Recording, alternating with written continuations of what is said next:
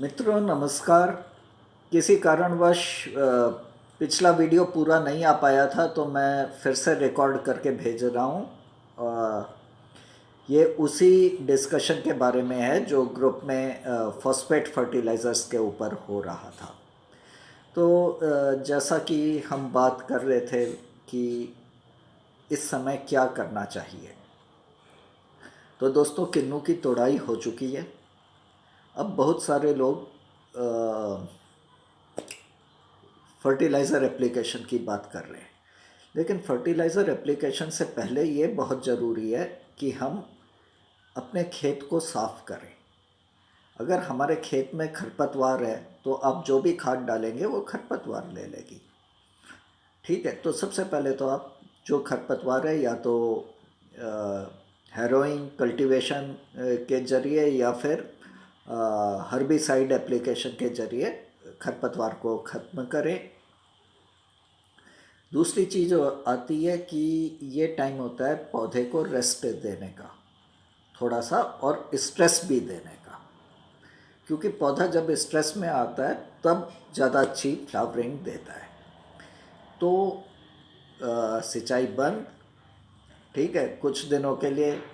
थोड़ी सी जब आप जड़ों के पास निराई गुड़ाई करेंगे, जो तौलिए या थैले बनाते हैं, आप थाले बनाते हैं, उनमें निराई गुड़ाई करने से क्या होता है कि जो बारीक रेशेदार जड़ें होती हैं ये टूट जाती हैं, और टूटने के बाद और नई जड़ें इसमें से फूटती हैं। तो जिस तरह से आप प्रूनिंग करते हो उसी तरह से एक तरह से जड़ों की प्रूनिंग हो जाती है।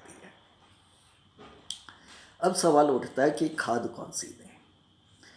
तो मित्रों, जैसा जीपी ने बताया, पॉलीसल्फेट देने का ये फरवरी मार्च का महीना उपयुक्त समय है पॉलीसल्फेट देने का।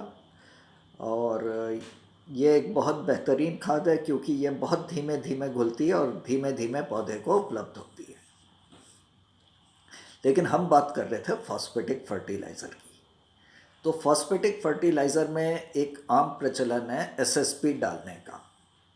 एसएसपी का फ़ायदा ये है कि एसएसपी एकदम से फॉस्फेट दे देता है। अन्य फॉस्फेटिक फर्टिलाइज़र की तुलना में एसएसपी का थोड़ा रिलीज पैटर्न फास्ट माना गया है, वाटर सॉल्युबल फर्टिलाइज़र्स को छोड़ के।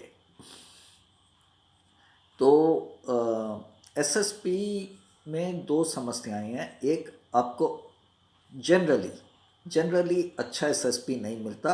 16 की जगह उसमें 12-13% के करीब फॉस्फेट होता है, नंबर वन।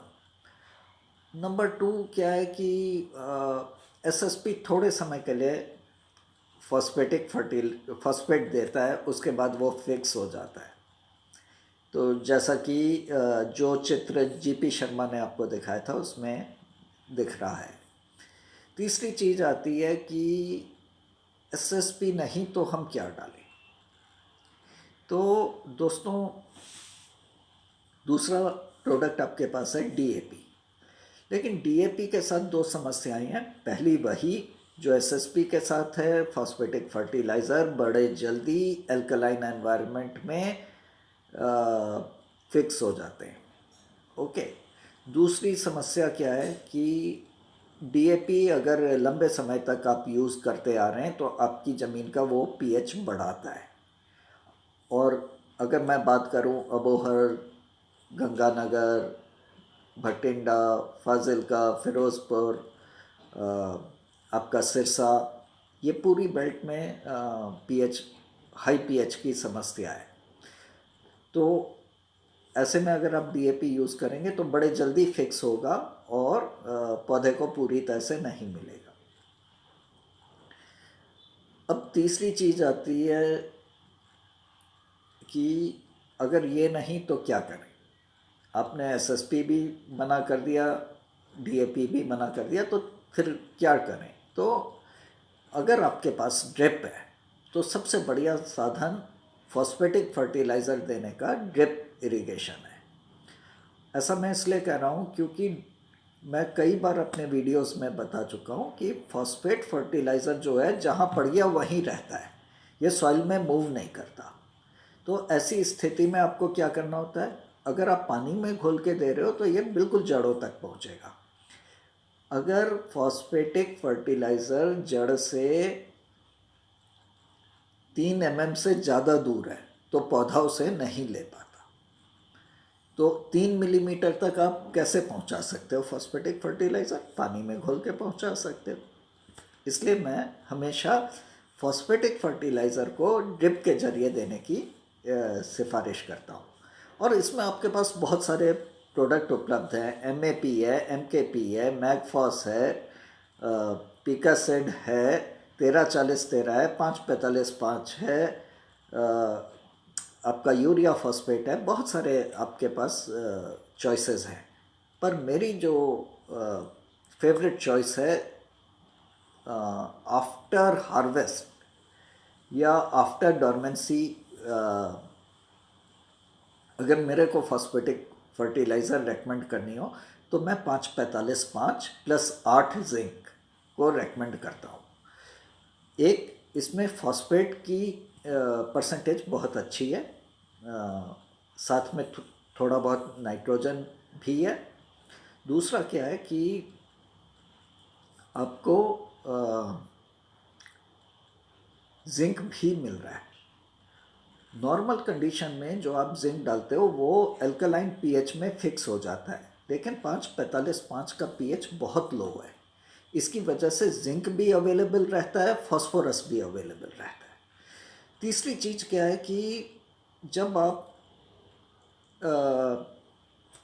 ड्रिप के जरिए नाइट्रोजन कंटेनिंग फर्टिलाइजर्स देते हो, चाहे यूरिया दे रहे हो, चाहे 545-5, 1340-13 या किसी भी फर्टिलाइज़र से आप नाइट्रोजन दे रहे हो, तो नाइट्रोजन यूज़ एफिशिएंसी जो है वो बहुत बढ़ जाती है। लोगों का यहाँ तक मानना है कि 30% की जगह वो 80-90% तक चली जाती है। अगर हम 75 भी माने कि 30 से 75% चली गई तो 2.5 गुना हो जाती है। तो अगर आप 545-5 से 1 किलो नाइट्रोजन दे रहे हो तो वो आम तौर पे टॉप ड्रेसिंग या साइड ड्रेसिंग की 2.5 किलो नाइट्रोजन के बराबर होगा। ओके, तो ये फ़ायदा है, आपको कम लागत में ज़्यादा लाभ मिल रहा है। अच्छा, अब एक सवाल आया था कि रॉक फॉस्फेट का क्या करें। तो रॉक फॉस्फेट जो है वो एक अच्छा विकल्प है अगर आप ऑर्गेनिक फर्टिलाइज़र कर रहे हो, लेकिन बहुत अच्छा विकल्प नहीं है। ऐसा मैं क्यों कह रहा हूँ? क्योंकि कोई भी फर्टिलाइज़र, कोई भी खाद जो होती है वो ईंधन की तरह होती है। ओके, जैसे अगर आपको मैं बारूद दूँ, 1 किलो बारूद दूँ और आपको कहूँ इससे चाय बनाओ, तो क्या होगा? आप जैसे ही उसमें आग लगाओगे भक्क से पूरा धमाका होगा और सारी एनर्जी एकदम रिलीज़ हो जाएगी और आप चाय नहीं बना पाओगे। हो सकता है आपका पैन ही उड़ जाए। ठीक है।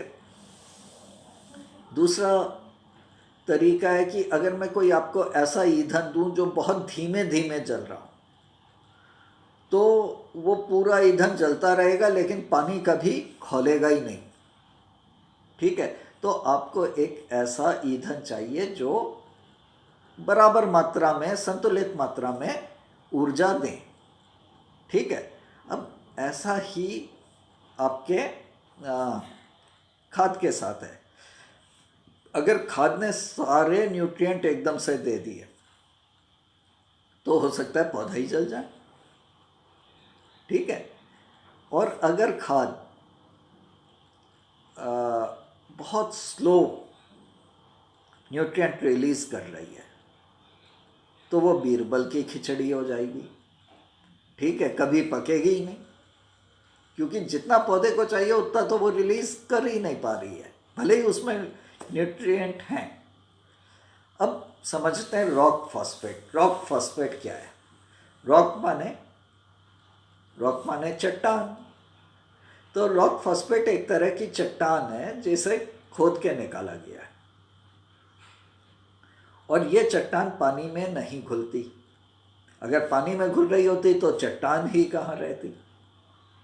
ठीक है, तो ये रॉक फॉस्फेट कब काम करता है? जब आप इसके साथ फार्म यार्ड मैन्योर और फॉस्फेट सोल्यूबलाइजिंग बैक्टीरिया यूज़ करो।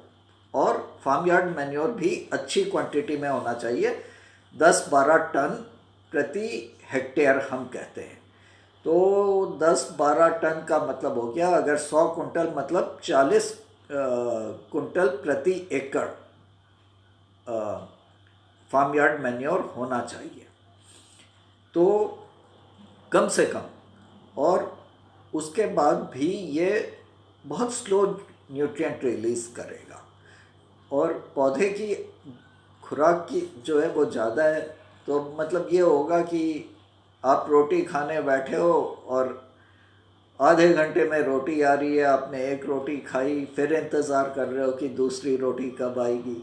तो इस टाइप का सीन रहेगा। तो ये एक छोटी सी कोशिश थी आप लोगों को समझाने की कि कौन सी फॉस्फेटिक फर्टिलाइज़र बढ़िया रहेगी। भविष्य में भी हम इस प्रकार के डिस्कशन करते रहेंगे। आप लोग जुड़े रहिए, अन्य किसानों को भी इससे जोड़िए। और हाँ, सबसे ज़रूरी बात, ओमिक्रॉन फैल रहा है, आप अपना ख्याल रखें, अपने परिवार का ख्याल रखें और आपके खेत पर जो मजदूर काम कर रहे हैं उन लोगों का भी ख्याल रखें। मुझे पूरा विश्वास है आप लोग इस जानकारी से लाभान्वित हुए होंगे और अपने परिवार, अपने बाग और अपने लेबर जो हमारे श्रमिक हैं उन सभी का आप ख्याल रखेंगे। बहुत बड़ी जिम्मेदारी है आप लोगों के ऊपर। आपको एक बार फिर मकर संक्रांति की हार्दिक शुभकामनाएं। जय हिंद।